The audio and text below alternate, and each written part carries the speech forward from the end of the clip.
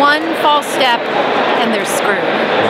It seems like everything's on all the time, capturing everything, now more than ever, to coin a phrase. And so I'm aware of the fact that politicians have to keep it up all the time, and that is remarkable. Yeah, I don't know if we'd see Buster Bluth in the White House. That would not be pretty.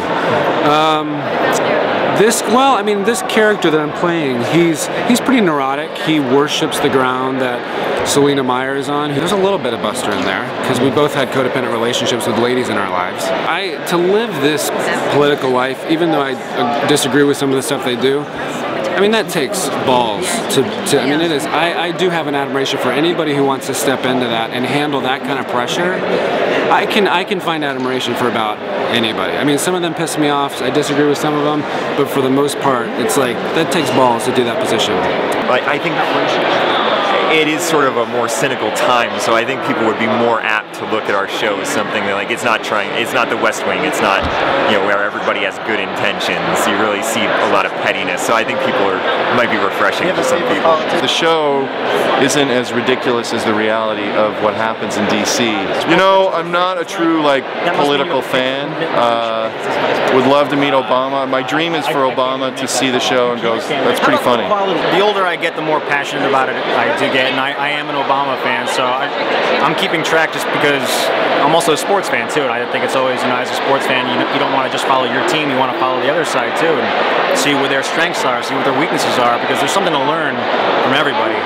I never thought in a million years I'd be walking through the White House as part of research for a role. It's a lot smaller than I thought it was. It was cool though. Yeah, we were in Biden's office, and I don't know if he knows this or not, but he will now. We were crawling all over the place and snapping photos of his. I mean, they said it was cool, man. So we did it. But yeah, taking pictures of his big desk phone and like the #1, you know, the speed dial was just President Obama. I thought that was pretty cool. And Michelle Obama breezed past us for a second, so we all got a thrill with that. It was wild, man. We were really lucky to have a lot of people help us out and like be very open with us, talking about their experiences and their positions. Some people who are in government now, some who were, some people who write about it. Just kind of our consultancy ran the gamut, and that was great. For me, with Amy, something I also really wanted to make sure was that people understood, or at least that it read, that she's a manager of people, and I always say she's the CEO of the Selena Meyer company. Everyone always asks about, you know, the kiss or the bees or whatever, you know, I always liken it, you know, like, you can't go to a Christmas without, like, your uncle always mentioning something from when you were a kid, right, you know, and so it's kind of like a version of that. In this show, we don't deal with ongoing headlines. Obama's never mentioned, Sarah Palin's never mentioned, no political party is ever mentioned. We tried to look at just, and I grew up here, so I'm sort of keenly aware of it, the overall gestalt of Washington, which is timeless. Just the situation is based on Washington, on steroids.